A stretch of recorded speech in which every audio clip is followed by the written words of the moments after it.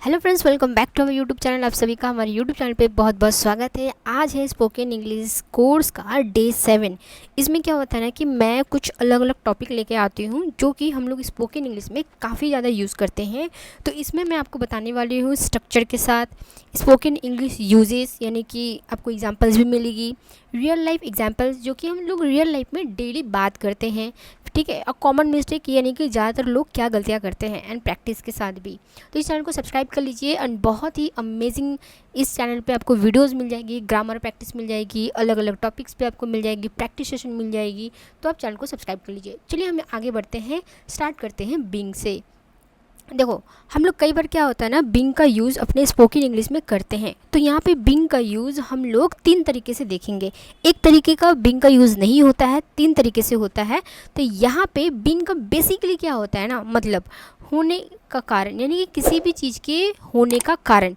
तो बीइंग लगाएंगे। इसका स्ट्रक्चर हमेशा याद रखिएगा, स्ट्रक्चर बहुत बहुत बहुत इंपॉर्टेंट होता है। तो जब भी आप बीइंग लगाइएगा ना, तो बीइंग के साथ आपका एडजेक्टिव या फिर नाउन आएगा। ठीक है, बीइंग के 3 इंपॉर्टेंट स्पोकन इंग्लिश यूज़ होते हैं। कौन कौन सी चीज़ होते हैं मैं आपको बताती हूँ। पहला हम देखते हैं बीइंग, यानी कि किसी चीज़ के होने के कारण, यानी कि बिकॉज ऑफ, कि अगर ये चीज़ हुआ तो इसका कारण, ये चीज़ अगर हुआ तो इसका कारण ये था। तो उसमें हम लोग कैसे बीइंग का यूज़ करेंगे। तो इसका जो स्ट्रक्चर होगा, आपका बीइंग यूज़ करोगे, उसके बाद आपका एडजेक्टिव या नाउन लगाओगे। ठीक है, एग्जाम्पल देखते हैं हम। जैसे बीइंग टायर्ड, यानी कि थकान होने के कारण, उसका इफेक्ट क्या हुआ, आई वेंट टू स्लीप, मैं सो गया। थकान होने के कारण मैं सो गया।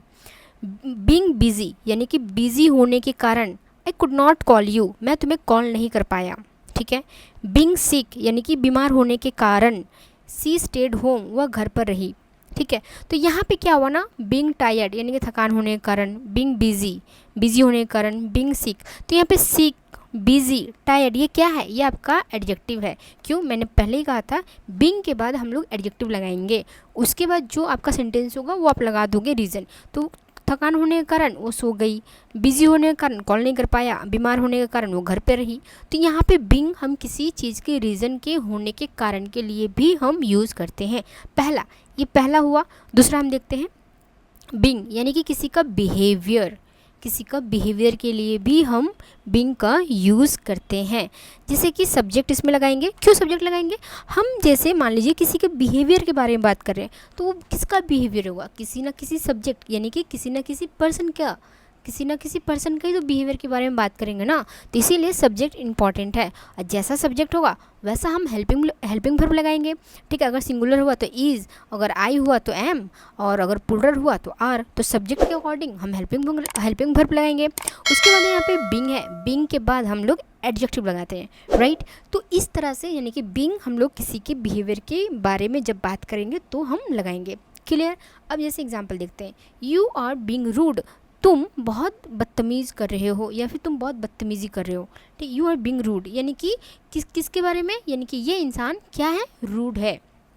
ठीक है, ये इंसान क्या है, रूड है। ही इज़ बीइंग फनी, वो मजाकिया बिहेव कर रहा है। स्टॉप बीइंग लेज़ी, आलसी होना बंद करो। बात करते हैं तीसरा नंबर पॉइंट, यानी कि बीइंग, यानी कि जिसमें हम लोग पैसिव वॉइस में यूज़ करेंगे। इसका स्ट्रक्चर देख लेते हैं। सब्जेक्ट होगा, कोई भी सब्जेक्ट हो जाएगा आपका। उसके बाद हम लोग इज एम आर, वह हेल्पिंग वर्ब जैसे वो भी होता है, बीइंग लगाएंगे। उसके बाद वर्ब का थर्ड फॉर्म। क्यों, क्योंकि हम लोग बीइंग को एज अ पैसिव वॉइस में लेके आ रहे हैं। ठीक है, जैसे कि the work is being done, यानी कि काम किया जा रहा है। फूड इज़ बीइंग कुक्ड, खाना बनाया जा रहा है। लोग कॉमन मिस्टेक क्या करते हैं ना, हेल्पिंग वर्ब नहीं लगाते। जैसे कि ही बीइंग रूड, नहीं, यहाँ पे ही इज़ बीइंग रूड होगा। ठीक है, उसके बाद आते हैं नेक्स्ट टॉपिक पे, जैसे कि डू एवर का हिंदी क्या होता है, क्या कभी आपने ऐसा किया। ठीक है, यानी कि डू एवर, यानी कि किसी के एक्सपीरियंस के बारे में हम यहाँ पे बात करते हैं। असल में क्या होता है ना, स्पोकन इंग्लिश में ज़्यादातर नेचुरल फ्लो फॉर्म पे क्या आता है, डू यू एवर, क्या आपने कभी ऐसा किया, फिर क्या do you ever feel that, क्या आपको कभी ऐसा महसूस हुआ। ठीक है, जब हम सामने वाले से ना कुछ चीज़ पूछते हैं कि आज से पहले उनको क्या ऐसा महसूस हुआ, कि आज से पहले क्या उन्होंने ऐसा खाया, मतलब जो भी हो, मतलब उनका एक्सपीरियंस के बारे में ओवरऑल हम बात करेंगे। तो डू यू एवर का मतलब क्या होता है, क्या तुम कभी, या फिर क्या आपने कभी, यानी कि किसी हैबिट, किसी के हैबिट, आदत या एक्सपीरियंस के बारे में हम पूछने के लिए डू यू एवर का यूज़ करते हैं। डू यू एवर का यूज़ करते हैं। जैसे डू एवर नहीं, इसका तो ठीक है, लेकिन यहाँ पे डू, उसके बाद सब्जेक्ट आप लगाओगे, उसके बाद आप एवर लगाओगे। ठीक है, इस स्ट्रक्चर को फॉलो करके रखना। ठीक है, जैसे कि यहाँ पे डू या डज सब्जेक्ट के अकॉर्डिंग लगाएंगे, उसके बाद डू यू डज लगाएंगे, उसके बाद सब्जेक्ट लगेगा, उसके बाद एवर लगेगा, उसके बाद वर्ब का फर्स्ट फॉर्म, उसके बाद क्वेश्चन। क्यों? क्योंकि हम सामने वाले से तो क्वेश्चन पूछ रहे हैं, राइट। तो यहाँ पे देख लीजिए, अब जैसे यहाँ पे एग्जाम्पल्स देते हैं। Do you ever speak English, क्या तुम कभी इंग्लिश बोलते हो। Do you ever speak English, क्या तुम कभी इंग्लिश बोलते हो। Do you ever feel nervous, क्या तुम कभी नर्वस फील करते हो।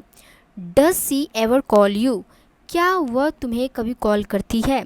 तो इस तरह से आप चीज़ों को पूछ सकते हो ना, डू यू एवर, इस तरह का यूज़ कर सकते हो। समझ में आ रहा है आपको? आई होप कि समझ में आ रहा है।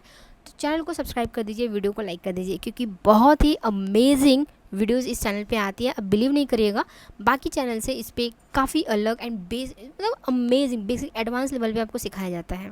ठीक है, बस यहाँ पे एक चीज़ है, आपको खुद ब खुद प्रैक्टिस करनी पड़ेगी। यहाँ से कॉन्सेप्ट बिल्ड करो और प्रैक्टिस करो। Do you ever watch English movie, क्या आपने कभी इंग्लिश मूवी देखी। डू यू एवर, या फिर देखते हो। ठीक है, do you ever think about your future, क्या आप अपने भविष्य के बारे में कभी सोचते हो। यहाँ पे एक कॉमन मिस्टेक, लोग कॉमन मिस्टेक क्या करते हैं, डू एवर को साथ में लगाते हैं। नहीं, आपको do you ever speak English, ठीक है, या फिर यहाँ पे कुछ भी आप लगा सकते हो, बट बेसिक चीज़ से क्या है कि डू यू एवर का यूज़ करो, क्योंकि आप सामने वाले से उसके बारे में जानना चाह रहे हो, राइट। उसके बाद आते हैं हैड बेटर। हैड बेटर का यूज़ हम लोग कब करते हैं, यानी कि बेहतर होगा, इससे बेहतर ये हो सकता है, जैसे कि हैड बेटर यानी कि बेहतर होगा। वार्निंग या फिर स्ट्रॉन्ग एडवाइस के लिए आप हैड बेटर का यूज़ करोगे। जब किसी को स्ट्रॉन्ग सजेशन देना हो, जब किसी को स्ट्रॉन्ग सजेशन देना हो तो आप यहाँ पे हैड बेटर का यूज़ कर सकते हो। यहाँ पे स्ट्रक्चर क्या होगा, सब्जेक्ट होगा, हैड बेटर होगा एंड वर्ब का फर्स्ट फॉर्म होगा। फॉर्मूला क्या होगा, subject had better and verb का फर्स्ट फॉर्म। अब आते हैं, अब यहाँ पे एग्जाम्पल्स हम देखते हैं। Examples number 1, you had better study, तुम्हें पढ़ लेना बेहतर होगा, यानी कि हम सामने वालों को सजेस्ट कर रहे हैं कि आपको पढ़ लेना चाहिए। अब हम तो उनको स्ट्रॉन्ग सजेशन दे रहे हैं ना, एग्ज़ाम सामने, पढ़ लेना चाहिए। यू हैड बेटर स्टडी, आपको पढ़ लेना चाहिए, ठीक है, या फिर आपको पढ़ना बेहतर होगा, उस सेंस पे आता है।